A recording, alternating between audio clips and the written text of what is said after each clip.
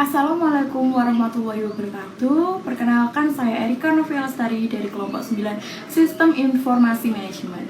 Kali ini saya akan membawakan materi Decision Support System. Nah, di sini ada sebuah gambar, yaitu struktur pengambilan keputusan dan karakteristik informasi dalam suatu organisasi. Salah satu cara untuk memahami pengambilan keputusan adalah dengan melihat struktur keputusan. Nah, keputusan yang dibuat di tingkat manajemen operasional cenderung lebih terstruktur. Keputusan di tingkat taktis lebih semi terstruktur, dan keputusan di tingkat manajemen strategi lebih tidak struktur.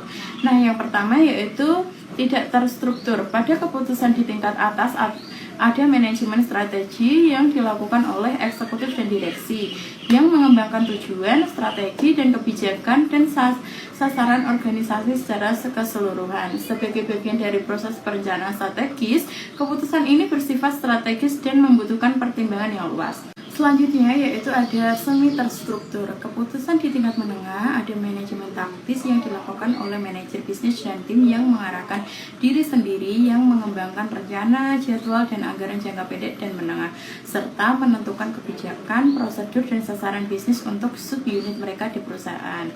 Keputusan ini bersifat taktis. Kemudian yang ketiga ada terstruktur. Keputusan terstruktur di tingkat bawah ada manajemen operasional yang dilakukan oleh manajer operasional dan tim yang mengarahkan diri sendiri, yang mengembangkan rencana jangka pendek seperti jadwal produksi mingguan. Keputusan ini bersifat operasional. Yang kedua ada karakteristik informasi yang terdiri dari satu, pada pengambilan tingkat atas ada karakteristik ad hoc dan unscheduled, summaries, dan infrequent, forward looking, external, wide scope, yaitu karakteristik informasi yang dibutuhkan untuk pengambilan keputusan di tingkat atas yang bersifat tidak terjadwal, ringkas, jarang, berorientasi ke depan, eksternal, dan cakupan yang luas. Yang kemudian pada pengambilan keputusan tingkat bawah ada karakteristik pre-schedule, schedule, detail, frequent, historical, dan internal, yaitu karakteristik informasi yang dibutuhkan untuk pengambilan keputusan di tingkat bawah yang bersifat terjadwal, detail, sering, historis, internal, dan cakupan yang sempit.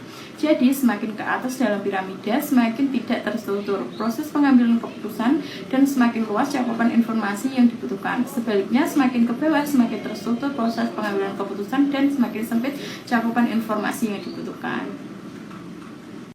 Selanjutnya, di sini ada contoh keputusan berdasarkan struktur keputusan di tingkat manajemen. Di sini ada keputusan struktur, operasional pengelolaan, taktis pengelolaan, dan strategi pengelolaan. Yang pertama pada contoh keputusan tidak terstruktur yaitu ada manajemen kas. Kemudian taktis pengelolaannya adalah rekayasa ulang proses bisnis, analisis kinerja kelompok kerja. Kemudian strategis pengelolaannya ada inisiatif ke bisnis baru dan reorganisasi perusahaan. Kemudian pada semi terstruktur ada manajemen kredit, penjadwalan produksi, tugas pekerjaan harian. Untuk keputusan taktis pengelolaannya ada penilaian kinerja karyawan, penganggaran modal, penganggaran program. Kemudian untuk strategi pengelolaannya ada perencanaan produk, penggabungan dan akuisisi, kemudian lokasi situs. Kemudian selanjutnya ada bagian lingkaran yaitu berisi yang pertama Business Intelligence, yaitu dengan adanya pertumbuhan internet dan extranet telah membuka pintu bagi pengguna perangkat intelijen bisnis atau BI tersebut oleh pemasok, pelanggan, dan pemangku kepentingan bisnis lainnya dari suatu perusahaan untuk manajemen hubungan pelanggan, manajemen rantai pasokan, dan aplikasi bisnis lainnya.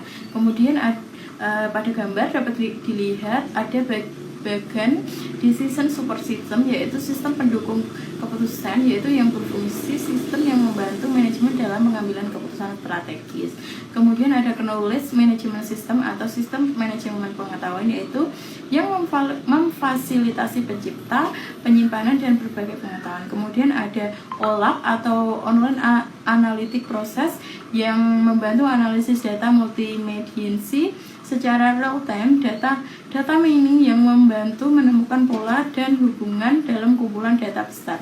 Kemudian ada manajemen informasi sistem atau SIM yang menyediakan informasi untuk kebutuhan operasional dan manajerial. Yang keempat yaitu ada komponen sistem pendukung keputusan pemasaran berbasis web. Yang lapisan paling atas ada interface dan akses, yaitu legacy software atau perangkat lunak lama yang masih digunakan. Yang kedua ada web browser atau antarmuka berbasis web untuk akses sistem, dan outer software atau berbagai perangkat lunak pendukung lainnya. Kemudian ada user interface function, yaitu yang berfungsi menyediakan antarmuka pengguna dengan fitur hyperlink multimedia, memberikan visual 3 dimensi untuk data, dan memungkinkan interaksi pengguna dengan sistem. Kemudian ada model management function, yaitu melakukan permodelan analitis, menjalankan analitis statik, dan pengolahan data menjadi model yang bermakna. Yang keempat ada data management function atau manajemen fungsi. Nah, data yang terdiri dari data extraction, yaitu berguna untuk mengambil data dari berbagai sumber. Yang kemudian ada validasi atau memvalidasi keakuratan data. Kemudian ada sanitasi, yaitu membersihkan data dari kesalahan. Ada integrasi, yaitu mengintegrasi dari berbagai sumber, yaitu kemudian ada replika, menduplikasi data untuk backup dan distribusi. Yang terakhir yaitu paling bawah ada data storage, yaitu data marks dan outer database yang terdiri dari operasional data, market data, sales data. Nah, masing-masing berfungsi untuk operasional perusahaan, data pasar dan kompetitor, dan data penjual. Ada laporan terdorong merupakan informasi yang dikirim langsung ke workstation manager menggunakan teknologi webcasting, didistribusikan melalui intranet perusahaan. Nah, ini memungkinkan penyampaian laporan secara selektif ke penerima yang dituju. Yang kemudian ada permodelan analitis pada sistem pendukung keputusan. Pada model ini ada 4 jenis dasar aktivitas pemodelan analitis terlibat dalam penggunaan sistem pendukung keputusan. Yang pertama adalah analisis what if, yaitu analisis yang mengamati bagaimana perubahan pada variabel yang dipilih mengaruhi variabel lainnya. Contohnya, bagaimana jika kita memotong iklan sebesar 10%, apakah akan terjadi pada penjualan? Nah, kemudian yang kedua ada analisis sensitivitas, yaitu mengamati bagaimana perubahan berulang pada suatu variabel mempengaruhi variabel lainnya. Kemudian yang ketiga ada analisis pencarian tujuan, yaitu yang berguna untuk membuat perubahan berulang pada variabel yang dipilih hingga variabel yang dipilih mencapai nilai target. Contohnya yaitu mari kita mencoba meningkatkan iklan hingga penjualan mencapai $1 juta. Kemudian yang keempat ada analisis optimasi, yaitu berguna untuk menemukan nilai optimum untuk variabel terpilih dengan batasan tertentu. Contohnya berapa jumlah ikan terbaik yang bisa dipasang dengan anggaran dan pilihan media yang kita miliki. Kecerdasan buatan adalah bisnis sains dan teknologi yang didasarkan pada disiplin ilmu komputer, biologi, psikologi, linguistik, dan matematika teknik. Nah, pada model bisnis dan AI di sini ada 4 pola. Yang pertama adalah decision support atau dukungan keputusan, yaitu lingkungan kerja cerdas yang membantu memahami mengapa dan apa sistem desain rekayasa dan pengambilan keputusan. Dan kemudian ada sistem antarmuka manusia dan komputer atau HCI yang dapat memahami bahasa lisan dan gerakan. Kemudian ada software penilaian situasi dan alokasi sumber daya untuk berbagai keputusan seperti bandara dan pusat logistik. Yang kedua ada pencarian informasi, yaitu sistem intranet dan internet berbasis AI yang menyederhanakan gelombang informasi menjadi presentasi sederhana. Teknologi bahasa alami untuk mencari berbagai informasi online seperti teks, gambar, video, peta, audio. Yang kemudian ada penggalian database untuk analisis tren pemasaran, peramalan keuangan, pengurangan biaya pemeliharaan. Kemudian ada realisasi virtual, yaitu visualisasi seperti sinar X dengan realisasi yang ditingkatkan, memungkinkan ahli bedah otak untuk melihat melalui jaringan saat operasi. Kemudian antarmuka animasi otomatis yang memungkinkan pengguna berinteraksi dengan objek virtual melalui sentuhan. Contohnya, mahasiswa kedokteran dapat merasakan aorta. Kemudian yang keempat ada robotika, yaitu sistem inspeksi yang berbasis penglihatan mesin untuk mengukur, memandu, mengidentifikasi, dan memeriksa produk dalam manufaktur. Kemudian sistem robotika mutakhir, yaitu mulai dari mikrobot hingga tangan dan kaki robot, serta sistem robotika kognitif yang dapat dilatih. Kemudian aplikasi sistem pakar, yaitu digunakan untuk masalah eksplorasi yang melibatkan sesi berbasis komputer, interaksi dengan sistem pakar, bertindak sebagai konsultan bagi pengguna akhir.